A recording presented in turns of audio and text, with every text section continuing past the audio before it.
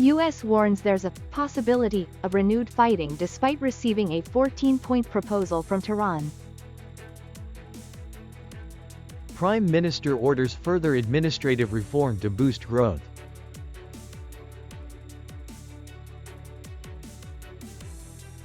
Nghỉ and green tourism, a top choice for tourists during the holidays.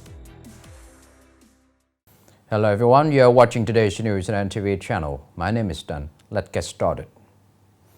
U.S. President Donald Trump said he has been informed of the idea of a 14-point agreement with Iran, but is still awaiting the specific text, while warning of the possibility of resuming attacks if Tehran behaves improperly.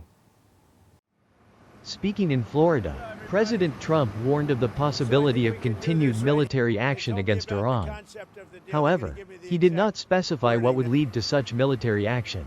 The dour outlook came after Iran's Tasnim and Fars news agencies said Tehran had submitted a 14-point proposal to mediator Pakistan. Details included ending the conflict on all fronts and enacting a new framework for the crucial Strait of Hormuz. Tasnim said, on the Iranian side, officials stated that the choice to pursue a negotiated solution or return to war depends on the U.S. But Tehran is ready for both scenarios. NATO forces have launched a large-scale military exercise titled Ambushock 26 in northeastern Poland, aimed at strengthening defense capabilities in the Suwałki corridor, a strategic location connecting Poland with the Baltic states. Ambushock 26 involves more than 3,500 soldiers from various member states and hundreds of military vehicles. Ambushock 26 is part of a broader series of exercises called Saber Strike 26. Currently being conducted in Poland, Lithuania, and Finland, the primary objective of the exercises is to enhance rapid mobility, coordinated operations, and readiness to respond to security crises in the region. The exercise takes place against the backdrop of NATO facing challenges to cohesion, particularly following statements from the U.S. regarding adjustments to the scale of its military presence in Europe. Specifically, President Donald Trump ordered the Pentagon to withdraw approximately 5,000 U.S. troops from Germany. The Prime Minister has called for an urgent review of administrative procedures in 4 priority areas: fire prevention and firefighting, the establishment and operation of industrial zones and industrial clusters, environmental impact assessment, and construction licensing.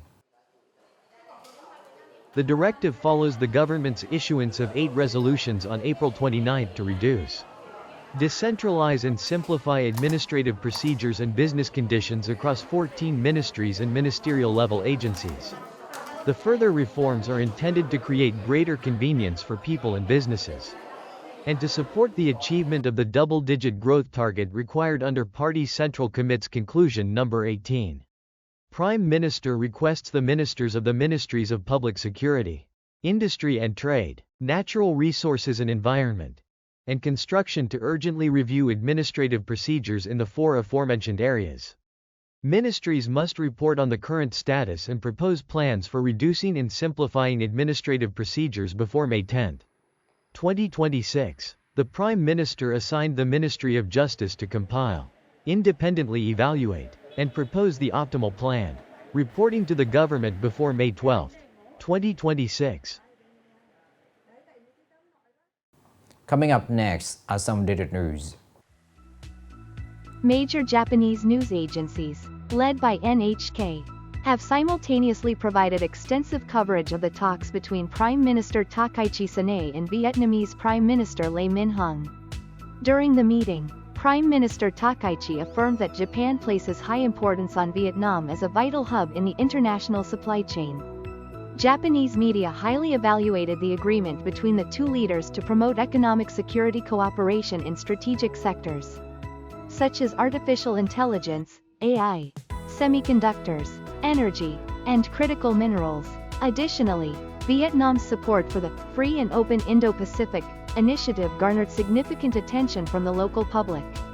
Major newspapers noted that the agreements reached serve as a guarantee and a powerful catalyst opening a promising new chapter for the Japan-Vietnam Comprehensive Strategic Partnership in the future. While the government assigned Nghỉ An a public investment disbursement plan of over 10.200 billion Vietnamese dongs in 2025, the province's allocated capital for 2026 has increased to nearly 14.200 billion Vietnamese dongs, a surge of almost 39% compared to the previous year. Consequently, public investment has become a vital driver for Nghỉ An to achieve its double-digit growth target. The entire political system is demonstrating high determination to fulfill the set plan. As early as late 2025, the Nghỉ An Provincial Party Committee issued a decision to establish a steering committee for 12 key works and projects. Currently, these projects are being implemented at an urgent pace, even throughout the holiday periods. At the beginning of this May, the Provincial People's Committee will hold a conference to provide specific and timely directives to resolve existing obstacles and difficulties.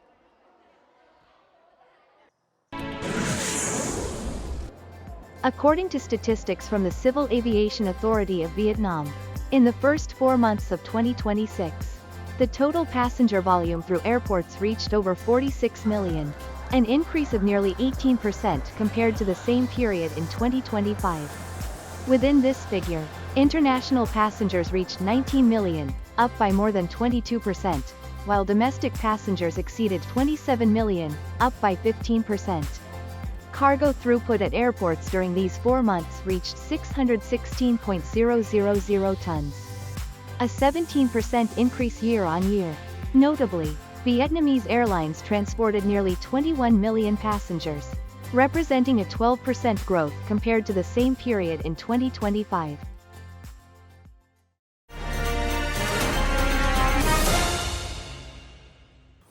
Nghệ An is recognized as one of the leading localities in Vietnam for green tourism potential, boasting ecological diversity, rich natural landscapes, and profound cultural and historical heritage. During the April 30th, May 1st holiday, which marks the start of this year's summer tourism season, many of Nghệ An's green tourism destinations became the choice for travelers.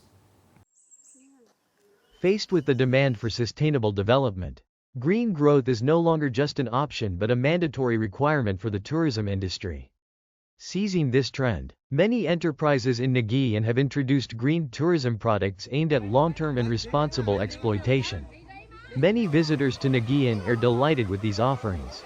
However, due to varying levels of tourist awareness, management at many green sites faces significant challenges. With green tourism, we focus on the environment, however. The implementation process requires close supervision and strict requirements for our guests. Furthermore, as tourism trends shift from mere sightseeing to immersion, focusing on authentic experiences, connecting with indigenous culture, and minimizing environmental impact, travel agencies have designed specialized tours or adjusted them according to guest demands. Travel agencies are constantly striving to promote green tourism while surveying various locations to introduce to customers. This helps them understand the importance of green travel and creates connections for sustainable development. Among the 30 recognized tourist destinations in the province, there are 6 community-based tourism sites. These are the locations where we will implement green tourism models in the future, associated with the community, cultural identity, and the local ecological environment. Green tourism is not merely a trend, it has become an essential requirement in the era of sustainable development and climate change adaptation. For a province rich in ecological and cultural resources like Nghỉ An, this is not just an opportunity but a responsibility, ensuring that nature is preserved, communities benefit, and culture is protected and promoted. This is the end of the show today. Thank you for watching.